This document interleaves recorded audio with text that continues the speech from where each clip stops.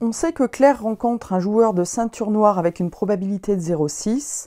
On remplit donc les deux premières branches avec les valeurs 0,6 et 0,4.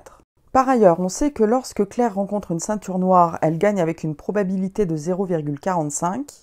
On peut alors remplir les deux branches du haut avec les valeurs 0,45 et 0,55. Et elle gagne contre des joueurs qui ne sont pas ceinture noire avec une probabilité de 0,7. On a alors 0,7 et 0,3 sur les deux dernières branches. À la question 2, on cherche la probabilité que l'adversaire soit ceinture noire mais que Claire gagne quand même.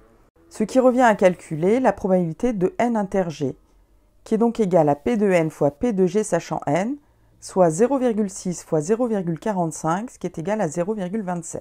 À la question 3, on cherche la probabilité que Claire gagne. D'après la formule des probabilités totales, on a p de g qui est égal à p de n inter g plus p de n bar inter g, soit 0,27 plus 0,4 fois 0,7, ce qui donne bien 0,55. À la question 4, on sait que Claire a perdu son combat, et on se demande quelle est la probabilité que son adversaire soit ceinture noire, ce qui revient à calculer p de n sachant g bar. Par définition, p de n sachant g bar est égal à p de n inter g bar sur p de g bar, ce qui donne donc 0,6 fois 0,55 sur 1 moins 0,55, soit 0,6 fois 0,55 sur 0,45, ce qui donne en fraction irréductible 11/15.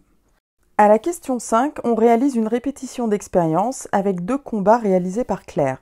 On peut donc modéliser la situation par l'arbre pondéré suivant, avec les événements G1 et G1 bar pour le premier combat, qu'elle gagne ou qu'elle perd, et avec G2 et G2 bar pour le deuxième combat, pareil, qu'elle gagne ou qu'elle perd.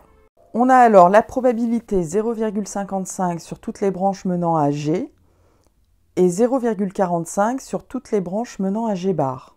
On en déduit alors les valeurs de la variable aléatoire. Si on fait G1 inter G2, alors x égale 2, G1 inter G2 bar, x égale 1, G1 bar inter G2, x égale 1, et G1 bar inter G2 bar, x égale 0. On en déduit la loi de probabilité de x.